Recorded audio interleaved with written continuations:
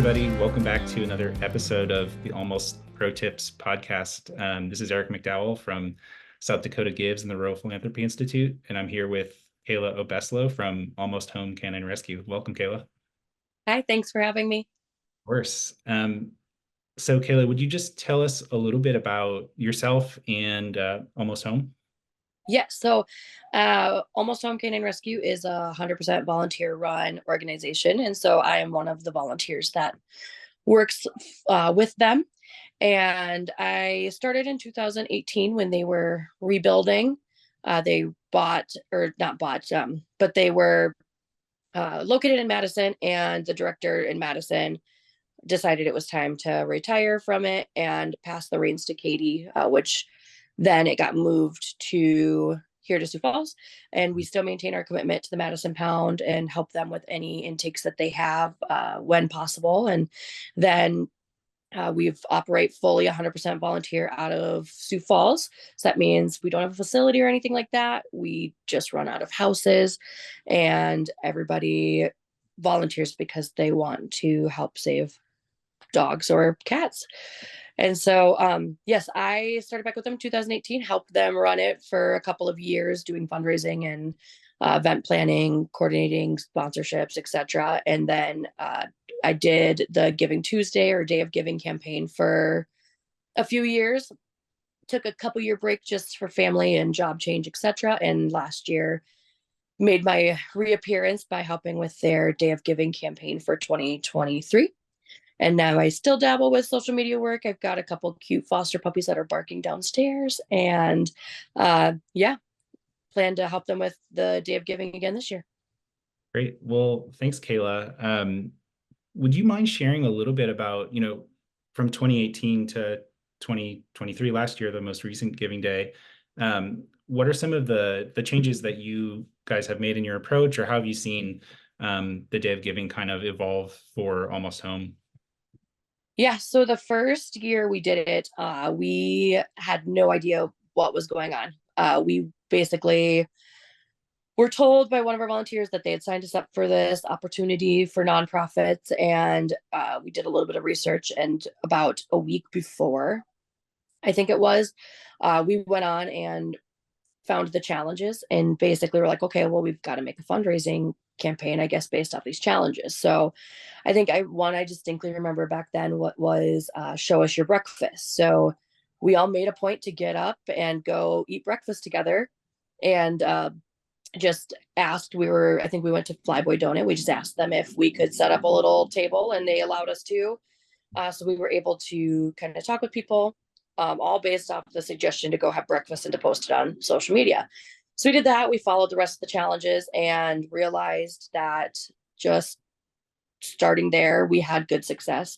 So the next year, like, well, that was fun, and decided to go do it as a bigger approach. At that point, we formed a little committee and took basically we were like, we're going to do this and we're going to do this big.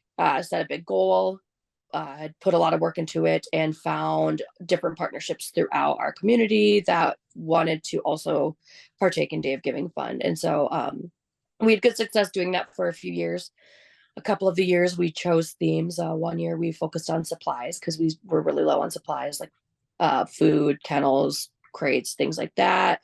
And then the next year we really needed a van. So we had focused on finding transportation. And we've also just done general, where we're low on funds. We need to raise funds, or we need to raise awareness. We need more volunteers. So it was just use the campaigns to meet a need.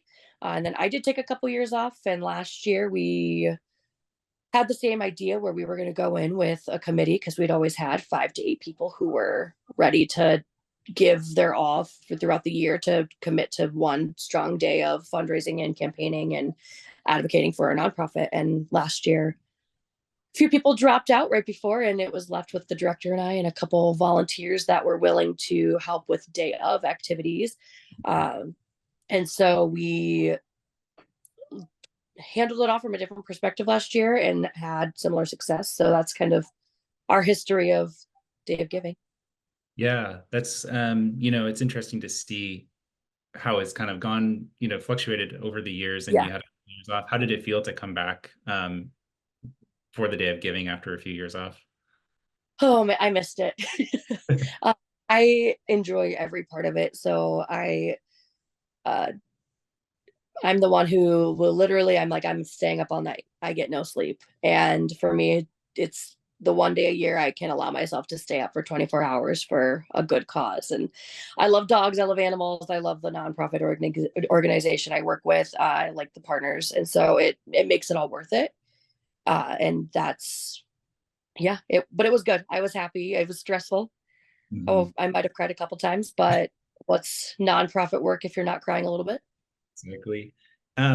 If if a nonprofit wants to kind of try this idea of having a committee that's engaged throughout the year, do you have any advice about how to get the group engaged, what to do with them over the year, how to like kind of make the most of people's time if they're willing to give it in that way?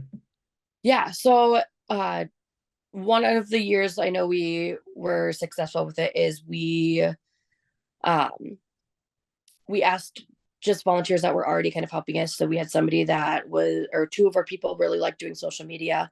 So they were willing to help. One of them was a volunteer coordinator already. And so she was fine helping coordinate on that aspect. And then we had just our director and then I believe another member from our board that was willing to help. And so we uh, formed friendship over it, which was great. We actually all ended up taking a trip together, so that was cool too. But we during that particular year, I know that we all just were willing to challenge ourselves from what we did the year before.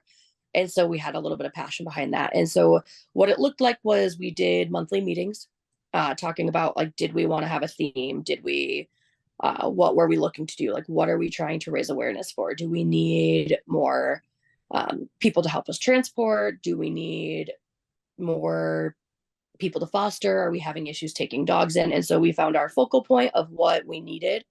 And then we found different challenges on our own. So, not even the challenges that you guys give us that are fun. We formed our own challenges during those sessions. And so, by the time Day of Giving came, it was we had our own challenges that we had to accomplish, whether that be we were going to find 5 partnerships that year that we could continue each year, or it was we have the challenge of needing transportation. So we put a lot of focal point and came up with quirky videos for finding a van. And that's what those meetings consisted of. We spaced it all out. So we weren't just trying on the actual day to unload all of this.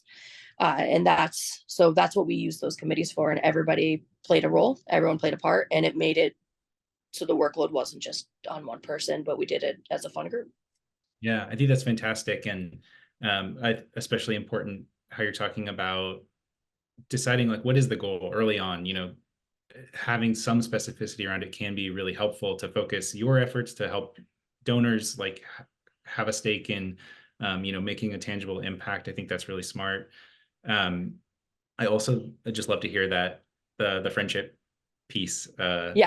Great. So, Kayla, I want to talk a little bit about something you guys did last year, which was a fundraising event, a collaborative fundraising event, which I Yeah. think you guys had some success with and is a really good thing for others to hear about, especially um, those who have tried to do an event like this in the past or who have kind of wanted to do it but haven't got off the ground. Will you just talk a little bit about what you did, how it came together, what made it successful, anything you want to share? Yeah, so we actually got the idea from the challenges that SD Gives put out on their page. So we clicked a little for the prize money thing because there's challenges there in different ways to receive some of the contributions that were generously made in order for Day of Giving to happen. But so we're looking at them, and 3 of them kind of lined up. It was like uh, use a media source, use or nominate a non or mention a nonprofit that you really like or like you like the work they're doing. And then it was different things. So we were looking at those, and as I'm trying to check off the list to see like what ones we already have accomplished or what ones we can do, I messaged my director Katie and I'm like, hey, what's a nonprofit that you guys love working with? And she goes, the Foster Network. Mm. And I said, okay. So I'm starting to type this post up and kind of have a light bulb goes off, and I was like, well, why don't we just knock out like 4 of these challenges by teaming up with Foster Network, because then they accomplish their challenges. I had already looked at the page, they were signed up. I'm like, so then they can use them for their challenges, we can use them for our challenges. It helps both our campaigns. And I messaged it to Katie, and they're like, she added me to a group chat with Holly from the Foster Network, and they're like, okay, what are we doing? And I'm like, the only thing I could think of was, I'm like, well, why don't we get together? And if we can find donors in the community who are willing to help us do a little feed, why don't we do community feed? And so that's what we did. We planned it with, it had to have been 3 to 4 weeks time. We got together, planned this, asked for contributions from community members. I think a lot of it was like Katie put it on her personal page, Holly put it on her personal page, and they just said, hey, this is our idea. If anybody wants to help or support it or sponsor it, great. If not, we're still doing it. And Mhm. so it came together really nice. We both saw successes in different ways. One of them was is that like one of the volunteers or who happens to be my friend, work with, actually was in fostering, and she didn't know about the resources available to her until that fundraiser collaboration. So that was kind of nice to see it come full circle. But the big thing was is that we got to see uh, families who were just fortunate to be able to come and have a hot meal. And it was because of us just working together to try to raise awareness for our nonprofits that we were able to give hot meals to people, and people were able to come get their photos with Santa because we had a Santa Claus there. And so it brought families together. It was really nice seeing the mascots from the different Sioux Falls teams here. Um, the different mascots from the Sioux Falls teams were able to show up, and we had different little businesses that were willing to set up. So overall, it was a lot more than I think we were ever anticipating. But it's one of those things, unless you ask or unless you try, it may not ever happen. But it worked for us. I love this way of looking expansively at like what the success of an event like that is. Of course, you raised some dollars, you both did, Mm.